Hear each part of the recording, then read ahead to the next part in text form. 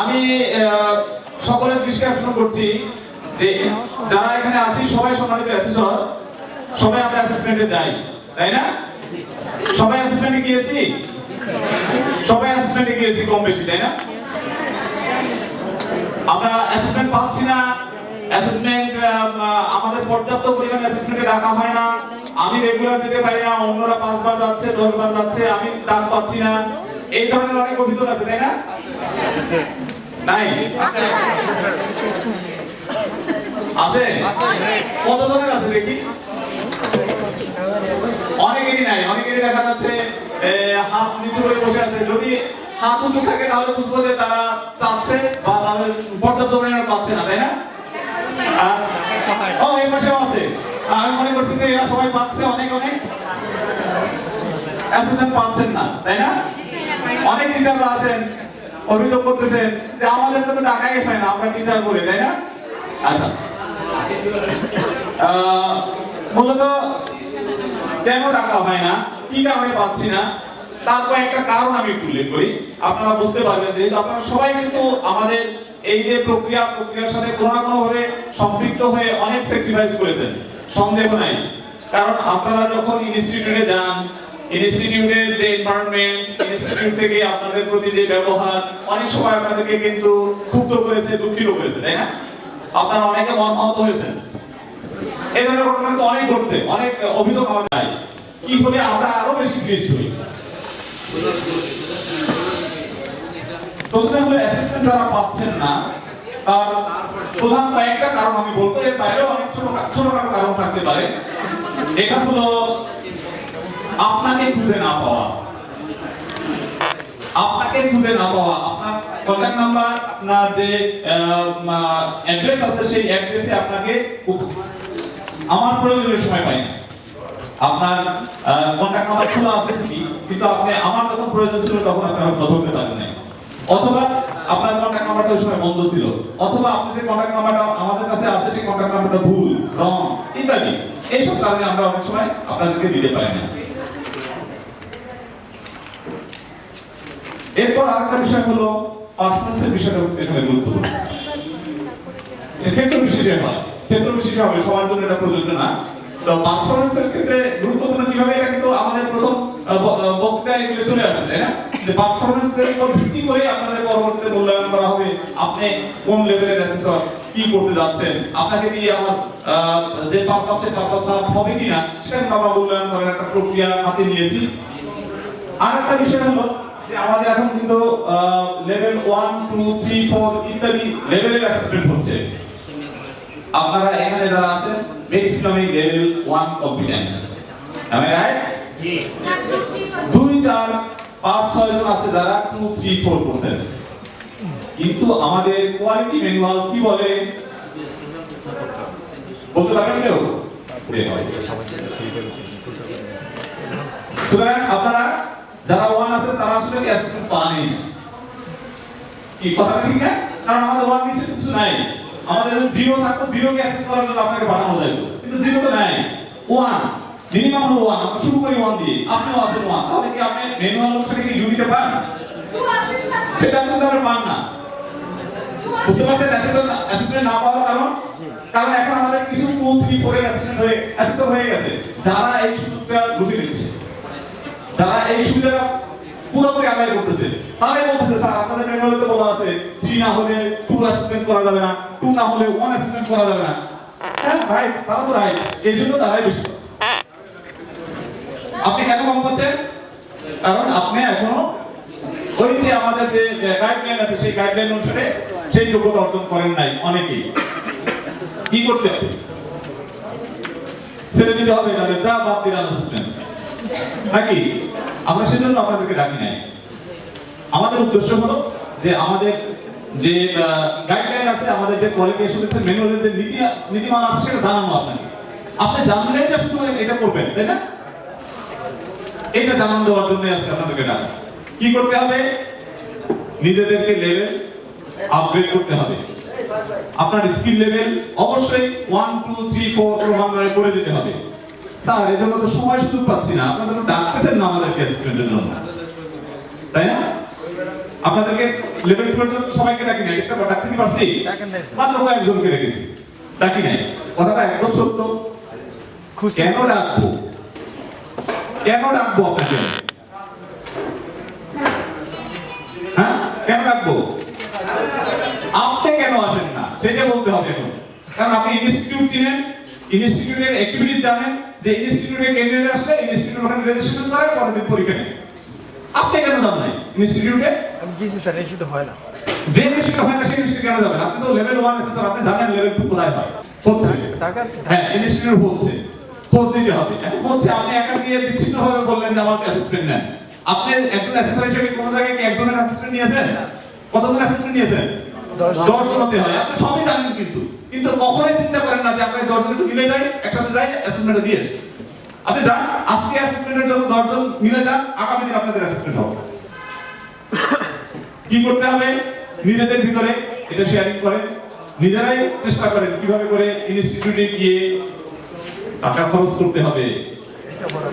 কারণ কি, গতকালকে একটা স্ট্যাটিস্টিক্স আমাদের কাছে আসছে, যেটা আপনাদের লেভেল 1 টু কমপ্লিট করাতে বিভিন্ন প্রজেক্ট আপনাদের পিছনে কমপক্ষে 35,000 টাকা খরচ করেছে।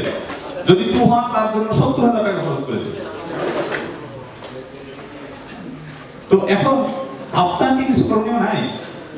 আপনাকে সিঁড়ির প্রথম স্তরে আমরা উঠিয়ে দিয়েছি, বাকি স্তর নিজেরা উঠুন, চেষ্টা করুন। কারণ আপনারা যারা বুঝতে পারতেছেন এনটিভিকিউ এর, তারাই যদি এই সুবিধাটা না নিতে চান, আমার যেসব ক্যান্ডিডেট, আমার যেসব ইনস্টিটিউট এটা সম্বন্ধে জানে না, তারা কেন আসবে? তারা আসবে কেন? তাদেরকে জানাবার দায়িত্ব, প্রতিষ্ঠানকে জানাবার দেওয়ার দায়িত্ব আপনার। আপনি যখন এটা নিয়ে বারবার এটা চেষ্টা করতে থাকবেন, এনটিভিকিউ এর ভিতরে কি পাবেন? এর ভিতরে কি সুবিধা আছে? কেন 1 কে 2, 2 কে 3, 3 কে 4 বানাবার জন্য এত উদ্গ্রীব কেন? তখন তারা আপনার কাছে জানতে চাইবে, আপনি সেই সুযোগ বলে দিবেন। তখন আপনার একজন ক্যান্ডিডেট বেড়ে গেল, ও এক জায়গায় পরীক্ষা দিতে যাবে, আপনাকে অ্যাসেসমেন্ট দিতে যাবে, ওর কাছ থেকে 400 টাকা আপনি পোষায় দিবেনই। প্রক্রিয়াটা এমন। আপনি যত বেশি মার্কেটিং করবেন, যত বেশি এর প্রচারের জন্য কাজ করবেন, নিজে যখন এর সাথে সম্পৃক্ত হতে শুরু করবেন, তখনই দেখা যাবে যে আমাদের এনটিভিকিউ এর পরিধি বাড়তেছে। যত পরিধি বাড়বে, তখন আপনার অ্যাসেসমেন্ট বেশি হবে, অ্যাসেসমেন্ট যত বেশি হবে, তত আপনাকেই ডাকা হবে। এই প্রক্রিয়ার সাথে আপনাদের সম্পৃক্ত হতে হবে। তো অ্যাসেসমেন্ট পাওয়া না পাওয়া কি করব, কেন করব, এটা আমাদের প্রমোশনের জন্য, আমাদের নিজেদের স্কিল ডেভেলপমেন্টের জন্য এটা খুব বেশি প্রয়োজন, সেটা আমাদের করা উচিত। আপনাদের অন্য আরেকটা অভিযোগ থাকতে পারে, টুলস সংক্রান্ত অভিযোগ। টুলস, একই টুলস বারবার যাচ্ছে, একই টুলস দিয়ে পরীক্ষা দিতে গিয়ে দেখা যায় যে 30 এর ভিতর সবাই এখন 30 পাচ্ছে। একই টুলস যাওয়ার ফলে একই জব বারবার যাওয়ার ফলে জব মুখস্থ করে চলে আসতেছে। তালিকা মানুষের সব কোথায় কি লাগাইতে হবে, কোন জায়গায় রয়্যাল প্লাগ বসবে, কোন জায়গায় স্ক্রু ড্রাইভার দিয়ে টাইট দিতে হবে, এগুলো সব মুখস্থ। আপনার জব শিট দেওয়ার আগে সে করে ফেলতেছে। এই ধরনের ঘটনা কিছু করতেছে না?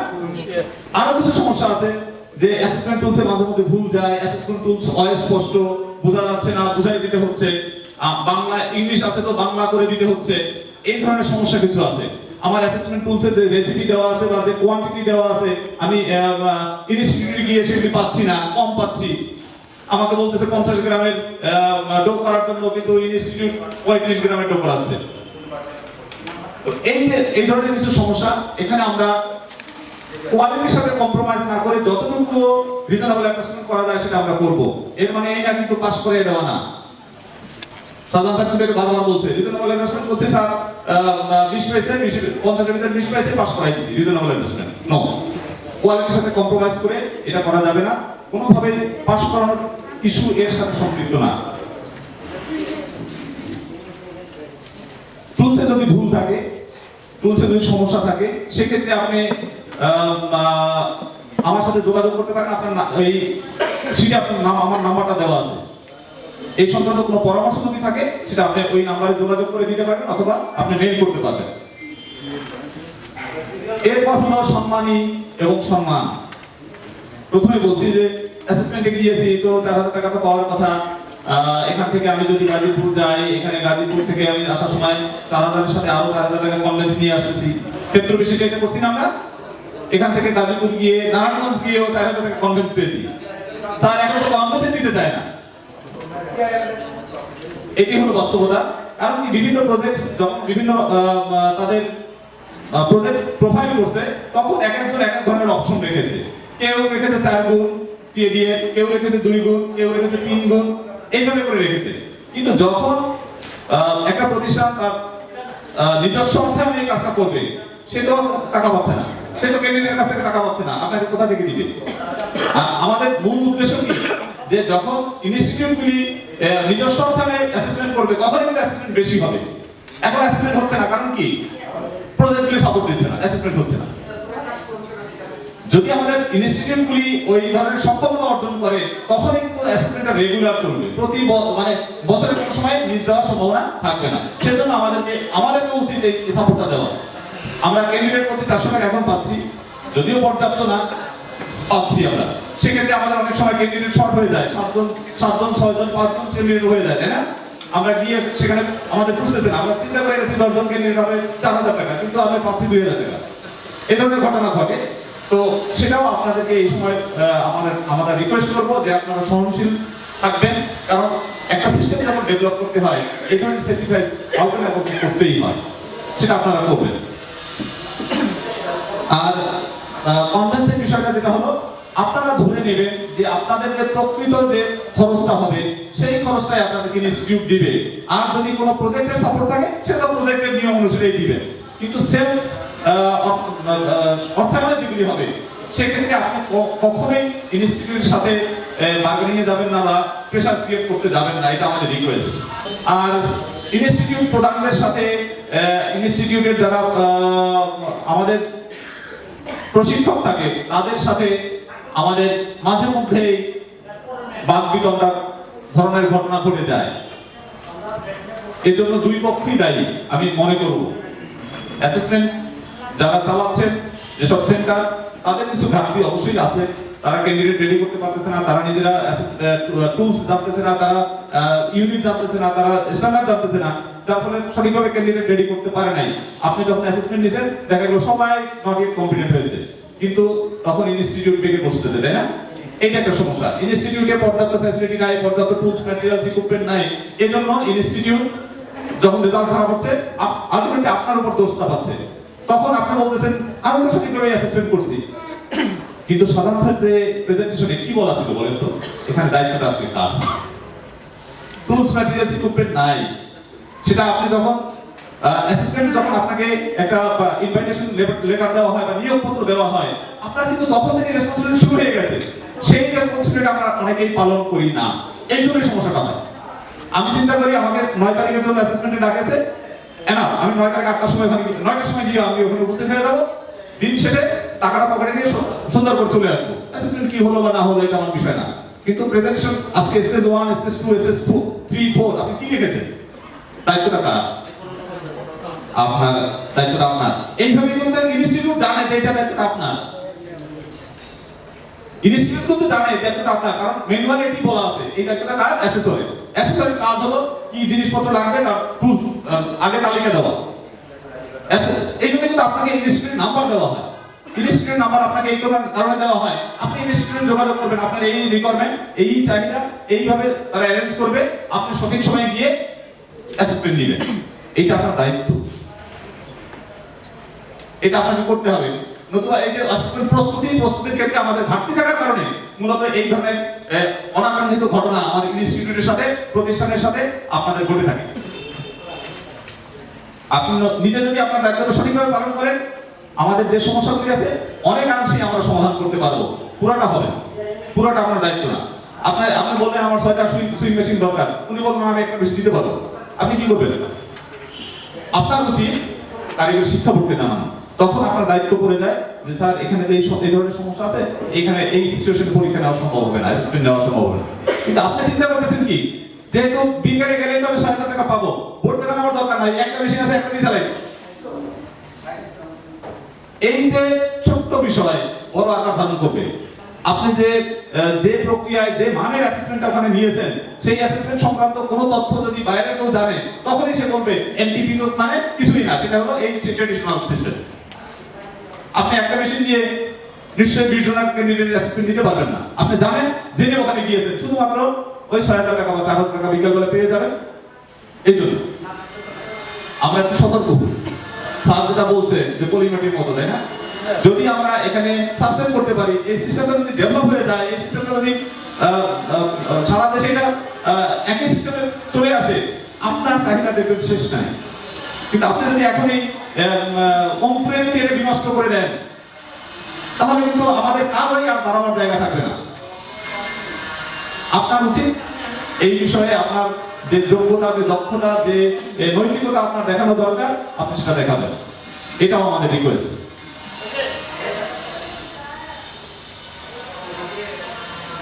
সবচেয়ে বড় সমস্যা যেটা আমরা ফেস করি, আমি কিন্তু অনেক সময় অ্যাসেসমেন্ট সেন্টারে আপনাদের অনেকের সাথে দেখা হয়েছে, আপনারা যখন ক্যান্ডিডেটকে রেডি করার জন্য উপস্থাপন করেন, নিজেকে উপস্থাপন করেন, মোটামুটি ঠিকভাবে করেন, নিজেরটা নিজে ঠিকই বলেন, কিন্তু বাকি ক্যান্ডিডেটকে রেডি করার জন্য অন্যান্য যে আনুষঙ্গিক বিষয়গুলি, এটা অনেকেই ভুলে যান। নিজের পরিচয় দিয়ে খাতা দেওয়া শুরু করলেন, খাতা দেওয়া শুরু করে লেখ, বস ইত্যাদি ইত্যাদি ব্যবহার। ক্যান্ডিডেটরা সাহসই পায় না আপনার সাথে কথা বলতে, আপনার চোখের দিকে তাকাতে সাহস পায় না। এই ধরনের ঘটনা অনাকাঙ্ক্ষিত, আমাদের সিভিল সিস্টেমের সাথে যায় না। এর কারণ কি? আপনাকে ওখানে আপনার আজকে যে অ্যাসেসমেন্টের জন্য গিয়েছেন, সেই অ্যাসেসমেন্টের কোয়ালিফিকেশন সম্বন্ধে আপনার স্পষ্ট ধারণা থাকা দরকার। ওখানে ইউনিটগুলি সম্বন্ধে আপনার স্পষ্ট ধারণা থাকা দরকার। পারফরম্যান্স ক্রাইটেরিয়া সম্বন্ধে আপনার স্পষ্ট ধারণা থাকা দরকার। টুল সম্বন্ধে আপনার স্পষ্ট ধারণা থাকা দরকার। আপনি আপনার অযোগ্যতা থাকার জন্য ক্যান্ডিডেটের উপর চড়াও হচ্ছেন। নিজের অযোগ্যতা থাকার জন্য ক্যান্ডিডেটের উপর চড়াও হচ্ছেন। আমি অনেক অ্যাসেসরকে জিজ্ঞেস করে যে আজকে কি অ্যাসেসমেন্ট নেবেন, সেই কোয়ালিফিকেশন নাম বলতে পারেন। আগে অ্যাসেসমেন্টের ইনভাইটেশন দেওয়া হয়েছে 1 সপ্তাহ আগে, সে কোয়ালিফিকেশন নাম বলতে পারে না। সে কোয়ালিফিকেশনে কয়টা ইউনিট আছে সেটা সংখ্যাটাই বলতে পারে না। ইউনিটের নাম কিভাবে বলবে সে? যে সংখ্যা বলতে পারে না, সেই ইউনিটের নাম কিভাবে বলবে? এটা আমার অ্যাসেসর করছে। এইটা হলো lack of knowledge, lack of skill. এটা কি কারণে হয়েছে? আপনি কিন্তু ট্রেনিং পেয়েছেন, স্যার যেটা বলছেন, আপনি যখন ট্রেনিং পেয়েছেন, সার্টিফিকেট পেয়েছেন, ওইগুলি সব ইনস্টিটিউটে রেখে চলে গেছেন। আপনার ডাইরেক্টর সব ইনস্টিটিউটে রেখে চলে গেছেন, এখন শুধু টাকা পিছনে দৌড়চ্ছেন। টাকা আছে তার জন্য দৌড়চ্ছেন। আমাদের যেটা মেসেজ বুঝতে পারছেন এখন, হ্যাঁ টাকা আমাদের দরকার, অবশ্যই আসবে টাকা, কিন্তু সিস্টেমকে ধ্বংস করে নয়। আপনার অযোগ্যতা যদি একটা ইনস্টিটিউটে প্রমাণিত হয়, এই অযোগ্যতাকে তারা কোড করে বিভিন্ন প্রতিষ্ঠানে, বিভিন্ন ইনস্টিটিউটে, বিভিন্ন অর্গানাইজেশনকে জানায় যে পিটিভি অ্যাসেসররা এই কাজ করতেছে, অ্যাসেসরদের কোয়ালিফিকেশন এই, অ্যাসেসরদের কোয়ালিটি। তখন কারিগরি শিক্ষা বোর্ডকে কিন্তু বিব্রত হতে হয়, কারণ কারিগরি শিক্ষা বোর্ড আপনাকে নিয়োগ দিয়েছে, আপনি কারিগরি শিক্ষা বোর্ডের আছেন। দায়িত্বটা আপনার একটু বেশি করে নিতে হবে। কারিগরি শিক্ষা বোর্ডের যে দায়িত্ব, যে কর্তব্য আপনার উপর দেওয়া হলো, সেই দায়িত্ব এবং কর্তব্য আপনি সঠিকভাবে পালন করবেন, এটাই আমাদের প্রত্যাশা। তো স্ট্যান্ডার্ড জানার জন্য আমি স্ট্যান্ডার্ডের একটা স্লাইড একটু দেখাবো, যদিও এটা আমার স্লাইডের আপাতত নাই। স্ট্যান্ডার্ড সবাই জানেন কিন্তু, তাই না? স্ট্যান্ডার্ডের অংশগুলি জানেন, স্যার তো সকালবেলা আলোচনা করছে। স্ট্যান্ডার্ডের অংশগুলির ভিতরে আমরা কোন কোন বিষয়ে অ্যাসেসর হিসেবে বেশি গুরুত্ব দিতে পারি। কারণ স্ট্যান্ডার্ডে লেখা আছে 360 ঘন্টা সে পড়াইছে, 360 ঘন্টা আপনি পরীক্ষা দিতে পারবেন। 360 ঘন্টার পরীক্ষাটা আপনি কিভাবে 5 ঘন্টায় নেবেন? 360 ঘন্টা শেখানো হয়েছে, সেই আউটকামটা আপনি কিভাবে করে 3 ঘন্টার ভিতরে নেবেন? এর জন্য আপনার যথেষ্ট যোগ্যতা থাকতে হবে। 360 ঘন্টা কোর্স আপনার মাথার মধ্যে থাকতে হবে পুরোটা। নতুবা এটাকে আপনি 1 ঘন্টা 2 ঘন্টা 3 ঘন্টা আনতে পারবেন না। আপনাকে জানতে হবে যে কোন ইউনিট থেকে আউটকামটা কি হবে, কি আউটকাম দেখে আপনাকে কম্পিটেন্ট করব, কি এভিডেন্স থেকে তাকে আমি কম্পিটেন্ট করব। আপনি জানেন না, আপনি শুধু টুলসে যা লেখা আছে তো তাকে মতো তাই পড়তেছেন। অনেকে টুলস পড়তে পারতেছেন না। এটা তো ঘটনা আমাদের ঘটতেছে। আমরা সেখান থেকে উত্তরণের জন্য আপনাদের কাছে পেয়ে গেছি। যদি কারো ব্যক্তিগত সমস্যা থেকে থাকে, যদি কারো স্কিলের ঘাটতি থেকে থাকে, আপনি নিজেকে আবার চেষ্টা করেন স্কিল ডেভেলপ করার জন্য। যদি টুল সংক্রান্ত কোনো বিষয় আপনার জানা থাকে, না বুঝে থাকেন, স্ট্যান্ডার্ড সম্বন্ধে কোনো বিষয় যদি জানা থাকে, বুঝে থাকেন, আমাদের সাথে খোলামেলা আলোচনা করেন। আমরা যেহেতু আপনার দায়িত্ব নিয়েছি, চেষ্টা করব আমাদের পক্ষ থেকে যতটুকু সাপোর্ট দেওয়া যায় আপনার ভবিষ্যৎ ডেভেলপমেন্টের জন্য কারিগরি শিক্ষা বোর্ডের পক্ষ থেকে সেটা দেওয়া হবে। তারই কিন্তু একটা অংশ আজকে এই প্রোগ্রামটা করার জন্য অনেক পরিশ্রম করতে হয়েছে, অনেক মেকানিজম আছে, সেটা আমাদের করতে হয়েছে। আপনাদের 1,500 অ্যাসেসর নিয়ে আমরা এইভাবে প্রোগ্রাম করতেছি রেগুলার।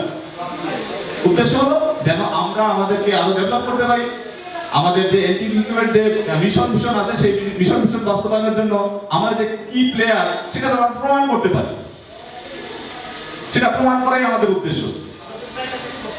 তো স্ট্যান্ডার্ডের যে বিষয়টা ক্রিটিক্যাল অ্যাসপেক্টটা আপনাদেরকে অবশ্যই জানতে হবে।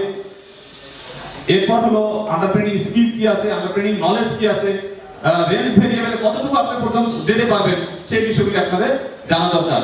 আমার রিকোয়েস্ট হলো আপনার অকুপেশনে আপনি যদি লেভেল 3 করে থাকেন 3টা স্ট্যান্ডার্ড আপনার কাছে থাকবে, যদি লেভেল 1 করে থাকেন একটা স্ট্যান্ডার্ড আপনার কাছে থাকবে, যদি 2 করে থাকেন 2টা স্ট্যান্ডার্ড আপনার কাছে থাকবে। এটা আজকে গিয়ে হার্ড কপি তৈরি করবেন, মোবাইলে দেখে না, কম্পিউটার দেখে না। আমার তো প্রয়োজন আমি কম্পিউটারে বসি ল্যাপটপে বসি দেখি না, হার্ড কপি তৈরি করবেন। আমার কথা কিন্তু এখানে শেষ, যদিও আমাকে সবাই ভয় পায় কারণ সত্য কথা বলে আমি বলি, তাই না? আর এটা বলতে হবে আমাদের জন্য, সিস্টেমের জন্য বলতে হবে। আর আমার আজকের দায়িত্ব ছিল সত্য কথাগুলি বলার। পরবর্তী আরো সুন্দর কথাবার্তা নিয়ে আমাদের মজুমদার স্যার আসবেন। Sir ready?